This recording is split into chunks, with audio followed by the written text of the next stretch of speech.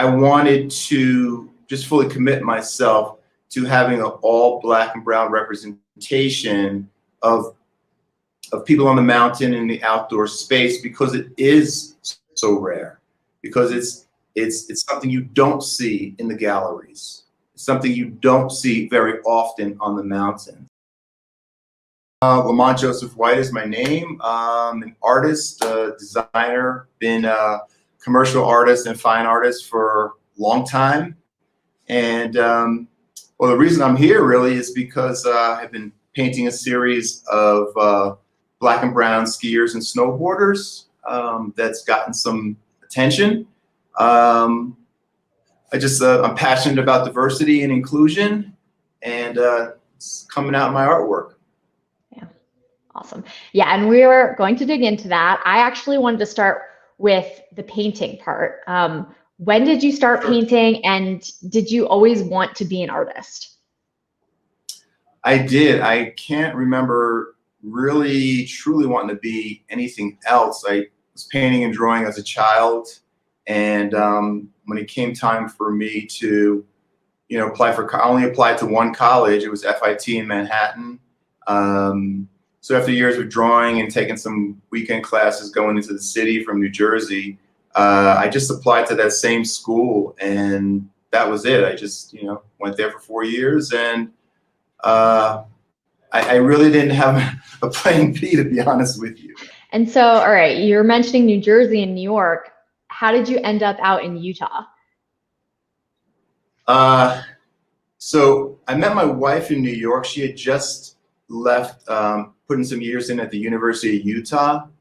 Just quick background, my wife is South American, and she and I believe she and 12 of her cousins, two brothers and I think 9 or 10 cousins, all came to college in Utah at different schools: Weber State, University of Utah, Utah State. They just came up from La Paz, Bolivia, went to school in Utah. It was just what their family did.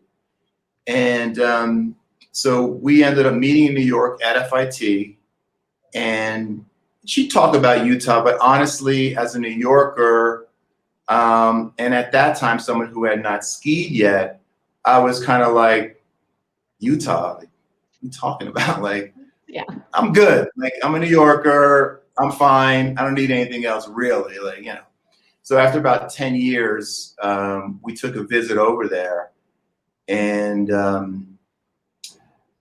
we did Southern Utah, and we saw family, and we went to the base of Park City Mountain, or Canyons, but now it's Park City Canyons. And once I got on that base, after I'd been skiing at that time for several years, and I just decided at that moment, I'm coming back here the very next winter. So it was June. It was a June visit, but I came back that very next winter with friends, and we came back to Utah. We visited every year, once or twice a year, stayed in Park City at the same hotel for 12 straight years. Wow. And until the point where we decided to move out there. Primarily for me, we did have a bit of a family base. There's still some family left there on my wife's side. But for me, I was just like, Park City, in the mountains, I'm snowboarding. I switched over to boarding probably about, 17 years ago. And yeah, I switched over to boarding and moved to Park City, then that was it. So. Yeah. Do you miss New York at all? Absolutely. But not in the sense where it's like, I got to move back to New York. Fortunately, I get to visit a fair amount, with my work and selling artwork and working with companies out there. I go out, and I luckily have a friend that I stay with most of the time downtown. And New York is New York. It's irreplaceable. But so are so many other places. It's just that it's in my blood. I was born in Manhattan.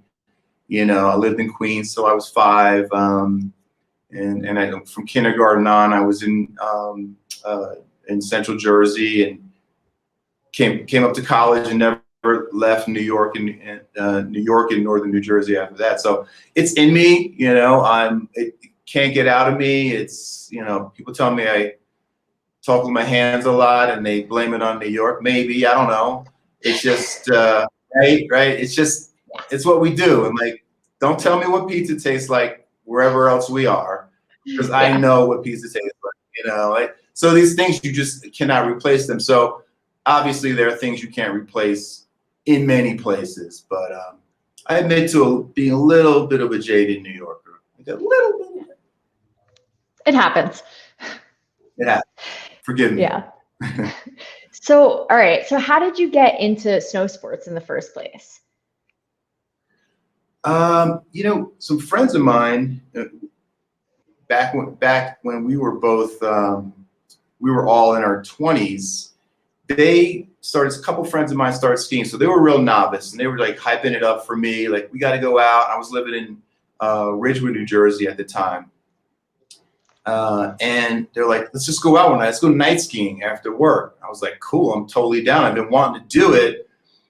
And I had seen some kids growing up who would come back from skiing on the weekend, and they'd have like, it would end up being like stacks of lift tickets on their, on their jackets and stuff.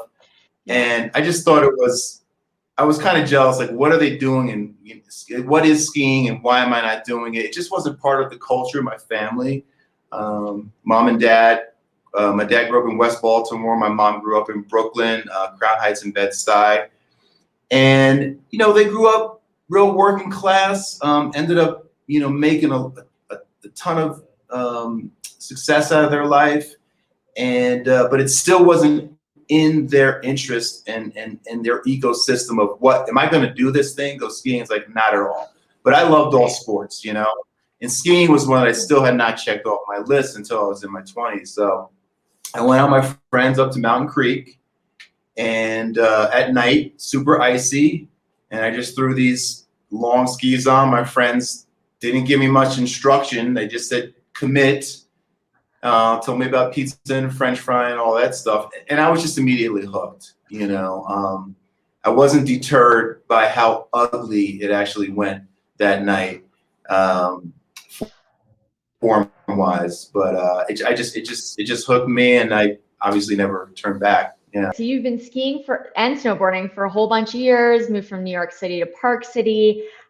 Your collection launched last year, but I'm actually wondering, when did you start thinking about these paintings and this specific series? So it was actually January of last year, of 2020. I just really been having a personal conversation. I think it's something that many Black and brown people, or minorities in general, have. It's sort of a collective consciousness of many times being other, or the only one in different spaces. And I'd really been triggered, in a sense, by the fact, coming from a very diverse family and a very diverse environment in New York, that being in one of the greatest mountain towns, there wasn't a lot of diversity. And I had run into several situations where I really felt that, through comments, through body language, through looks, through glances, through different things, where you just know, that there's a certain reaction to, like, what are you doing here? Or, things like that, where you're sort of like a rarity. And it begins to sort of stir in me, right? I think that people of color tend to think about their identity and where they stand in situations, because particularly if you get into any level of growth, let's say where, you get a job somewhere or whatever, you may often be one of the few Black or brown people. So you have to navigate that. Like, what does that look like for you? What type of experiences do you have? And that's when I ended up, just very simply, with this conversation I was having with myself and with my wife, that I wanted to just paint Black skiers. I knew what it meant to a degree to me. I did not know really what it meant to many others, to be honest. I didn't realize how, if at all, the conversation was really going on in January and February of last year, what that meant. But so it just came from a very, I would say, personal journey. And that's where it started. That's where it started. I did visit an all-black ski weekend last year for a bit of my research. One of the ones that happens in the country. So I went and visited that. And on the last day, their day party, I was in there and just sitting around and hanging out and talking to some people. And that day, the people at the resort said, "We're shutting down right now." And that was kind of like the official all over mountain closing day of, I think it was March 14th last year. It's like COVID is happening and we're shutting the mountain down right now. So I was actually at a resort when that happened. And I immediately flew back home and didn't turn back. And obviously, like all of us were put in the quarantine situation. So have you seen mountain towns or resorts respond to your work or want to show it, or are they thinking about starting to think about what this might mean for how they display media, let's say, or how they operate as a business? Like, have you seen any of that yet? Depends who you're talking about in those towns and in those spaces, right? I think that thankfully my work is getting some attention and traction through some industry leaders, right? So I think that the towns themselves, maybe the retailers in the towns, and other people are waiting for the tones to be set by the leaders in the ski industry, right? So I do think this is a long journey. I know we're going to talk a little bit about Black Lives Matter and things like that, so that ties into this. It's a sensitive topic. It's a sensitive area. Like, I was talking to a friend of mine who's an artist in Chicago, and I said, "Hey, I'm only painting skiers that happen to be Black." And he says, I'm not protesting. I'm actually celebrating. I'm actually inviting. I'm actually trying to encourage, opportunity. And it's a little hard, I think, for some people to wrap their head around, but it's gotten the attention of people who feel like, I hadn't really looked at it this way. Early on, one of the articles I was interviewed for, maybe the first one, he said to me, he asked me, did you ever think your art would be educational? And when he said that to me, I was like, it is? I didn't know where this would go. I didn't know how it would be perceived. But when he said that to me, I thought, okay, now I have a responsibility for the responses that I'm getting to my work. And gladly so. I welcome it because I am seeing families, parents of Black kids, older people of color who wish that they had seen the images when they were kids. Things that are really touching and meaningful to me, and Black skiers now who say like, "Oh my gosh, you're painting us," right? So the drive now is to have the conversation about what can we do where this representation is really intentional and conspicuous in those towns, right? And so what I was really encouraged about when I had that first show, and the CEO of Ski Utah came to the exhibit. Actually, he lives in Park City as well. And he stood in the middle of the exhibit, and here's a guy who's like a Utah guy. He's been CEO, he's been in Ski Utah for 30 years or something. And he stood in the middle of the exhibit, and he looked at me and he said, "This is powerful." And that struck me, and I was like, it's just because they're Black skiers, just because they're Black. So the people who say that color doesn't matter, I I sometimes understand what you're trying to say, but it does, right? It does. And for this white guy of influence and decision making in Utah, right, which is not looked at as the most diverse place in the world, to lock arms with me. And I have several of my pieces in their headquarters right now. But to lock arms with me and say, I want to. He said our arms have always been open, but now we need to bring them forward. And his name is Nate Rafferty. He's just been tremendous. So those type of things are triggering other relationships. So, but again, those are decision makers. And as I'm sort of sorting out what those relationships are, I'm hoping that the towns and the normalization and the reconditioning of the minds of who skis, who hikes, right? Who snowboards, who is in the snow, right? Who are those people that it gets more normalized. And to me, that's just important.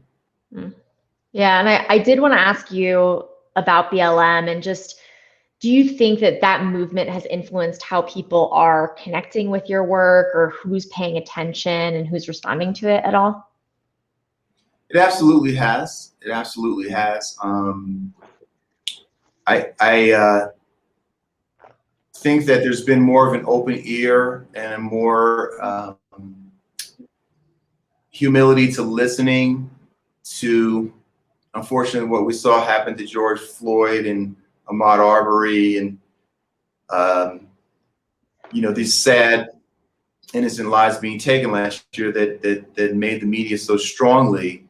I think that some minds have changed, or some hearts have been open to at least listen more and say that, hey, maybe there's some things that I come into situations with implicit bias, and maybe I should listen a little more.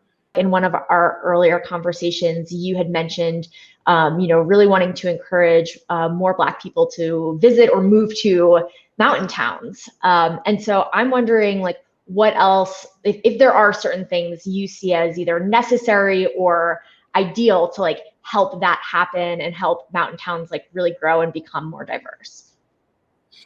Yeah, it's the concept of whenever we see something, we can be something, right? So children, adults, it's important for us to see ourselves in situations so that we can be aspirational to things we want to do, places we want to move to.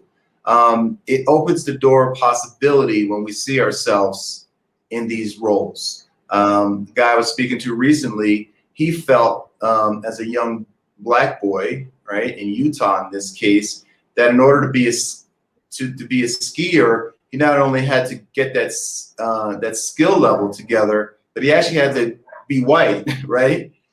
And he couldn't do anything about that. So he felt there was no bridge to bring him to where he could execute his athleticism, or experience that freedom and joy that we have on the mountains, right? So for me, the role that I play, and I think we can translate it into the marketing and intentions of companies, is representation, right? Hiring, what's on the walls, what's in the galleries, what's at the resorts, what's in the hotels. Are we seeing imagery that lets people know, okay, that you're intentionally telling me that I'm welcome here, So I'm doing some work with the National Brotherhood of Skiers, which is the largest Black ski organization in the world. And I've had some members tell me, I want to see your art when we go to that resort, when we go to that hotel. I want to see your art there. And to know that, it hits them in that way, I'm like, you know what? I do too. If it's meaningful to you in that way, again, I'm learning, right? If this can help with the representation, to make you feel more comfortable, to know that you're welcome, because people don't show up to first feel like, hey, am I welcome here? They're showing up to ski. They're showing up to have a good time. But then these other things happen, There's things we notice, there's things we see, there's things we don't see. but we still keep showing up, right? Because we love it. I actually forgot to ask you one question. We were talking about the creative process. Sure. The subjects that you paint are beautiful and powerful, and I was actually just curious if they're based off people you know, or if they're amalgamations of people, or how you developed that. You got it right. I mean, they're really amalgamations for the most part. There's some photography that I've done, but it's primarily just I'm morphing people together, and I'm literally putting ski gear on them, or putting them in ski gear, Yeah. and goggles and helmets and all that. These aren't real people, but I've created them because my intention is that they are everyday people. I've done some portraiture with some legacy Black heroes. The concept is to bring these heroes to the mountain with me. Part of that concept, actually, I had already started painting Frederick Douglass and Rosa Parks. And when I was doing the Martin Luther King in ski goggles, I remember that in his last speech, he said, I've been to the mountaintop. And I thought, wow, there's that whole metaphor of, well, not just skiing, but the mountaintop being a goal, a place of freedom, a place of I finally arrived, right? And a lot of times as skiers, we feel like when we're looking out at the vista and we're on the mountaintop, we're just in that whole moment. We're like, I get it, Martin Luther King, but I don't think Martin Luther King ever went skiing, but I'm bringing him along with me, and taking our artistic license, of course, to bring him along with me in the artwork. So, there's a lot to do in this thematically, so I'm having some fun with it as well. Okay, so first question is, sorry, I'm getting what is your inspiration in the snow sports industry, and what is your inspiration outside of the snow sports industry? So it doesn't specify for what, so you can interpret as you will. Okay. Yeah. My inspiration in the snow sports industry is the fact that I love snow sports, right? It's the fact that I love skiing and snowboarding. That's a big part of who I am. It's a big part of why I moved from New York to Park City. So my inspiration is the love of that, right? In that sense. And I think you said outside of snow Outside of sports snow industry? sports. Yeah. Yeah. And I think the inspiration is the people who are outside of the snow sports industry. The people who would never, or outside of the mountain spaces, who would never see themselves naturally there, right? So I think on the mountain, not on the mountain, I think my art, I'm hoping to build this bridge in conversation in between for those who are the only or the few or the not at all, and the mountain itself.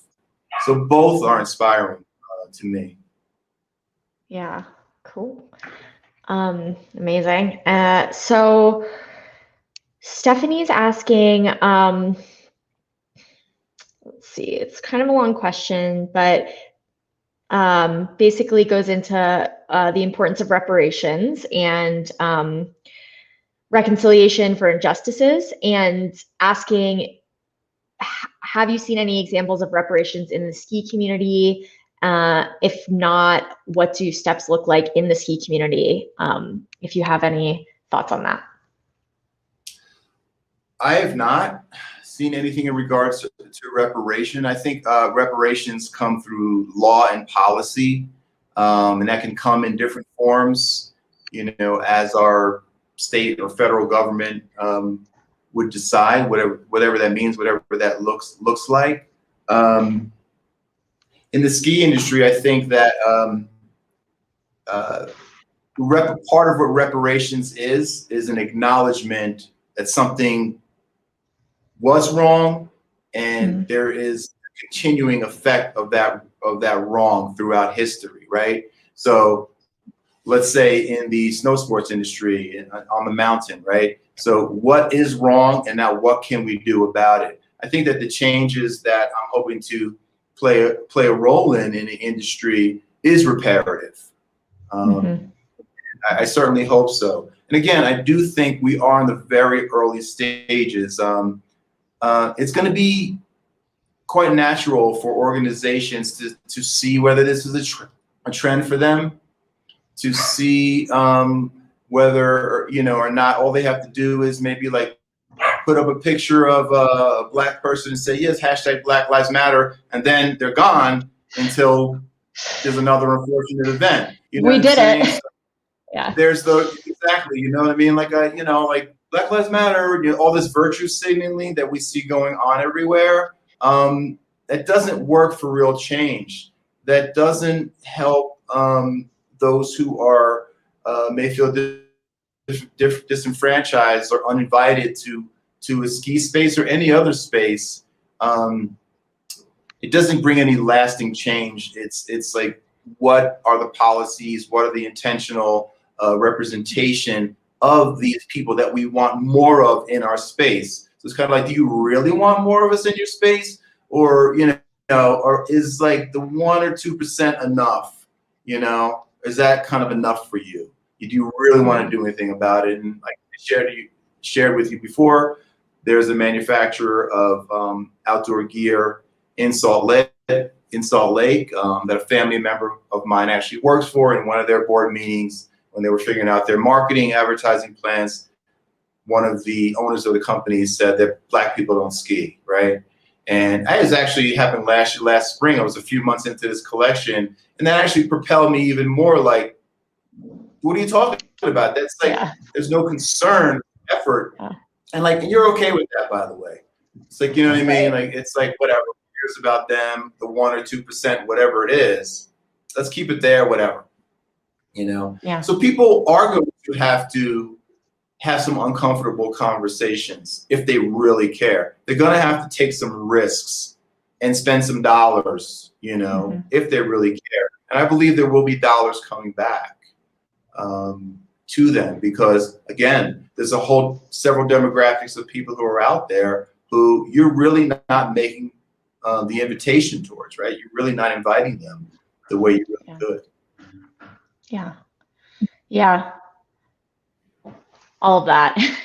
It's very complicated when brands get involved. I feel like that we could do a whole nother talk about that, but their support and their money is helpful, I think. But it has to be, like you're saying, for the right reasons and with the right long-term goals, or else it's just like, it's just a marketing campaign, and not like actual change.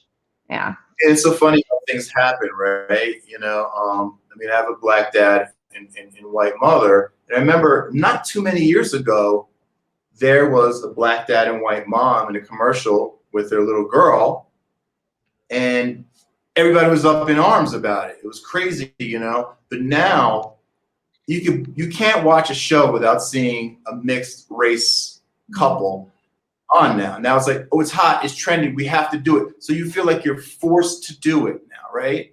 And it's kind of like, okay, we wish we didn't have to force you. We wish we didn't have to, create the demand. We had hoped that demand would already be there, where, you can be open to diversity and difference and learning. And I'm like, I need different food. I need different people. This is me, right? I'm like a diversity freak. It's like, I just love it all. Real right? New Yorker. Yeah, I really am. And it's like, oh, what's that over there? Let me taste that. Let me try that. Let me hear that. So I'm passionate about that. And while we diversify, can it lead to inclusion? And then with that inclusion, I believe it leads to opportunity, right? That's what we all want, is that opportunity, so we can advance, not just within our own little tribe, but keep that tribe, but broaden ourselves. The last question from Instagram is, all right. So when you were first making this, what did you want to see happen with it? So I think the my interpretation of that is when you were, it sounded like you were maybe creating it for yourself. Did you have a goal of exhibiting it or having a specific outcome from it, or is it just like the act of creation originally? Yeah, the goal was personal, but I did have a goal to exhibit as well. You know, I didn't want to just keep it in my studio and have no one see it.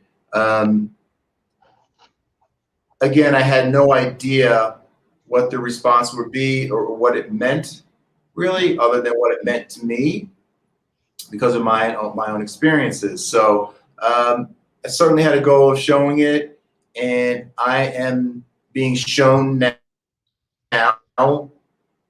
My goals are broadening as opportunities come along, and as long as it's an opportunity for the good and there's a sincerity in it and people are in it for the right reasons, I'm on board. So I think things are just revealing themselves with the conversations that I'm having.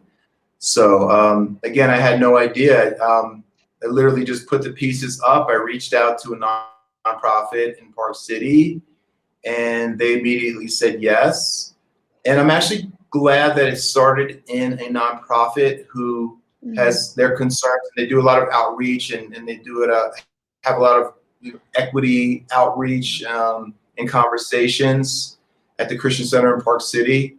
So you know, they allowed me to use their space there, and that's when these conversations sort of began to happen for the first time for me. I didn't really talk about it to anybody outside of my immediate, you know, few friends and family before I brought it there. So I'm happy because I think it's a helpful thing for the people that I'm talking to. I think it's a helpful thing, and if I can help, then I think that's what I'm supposed to be doing.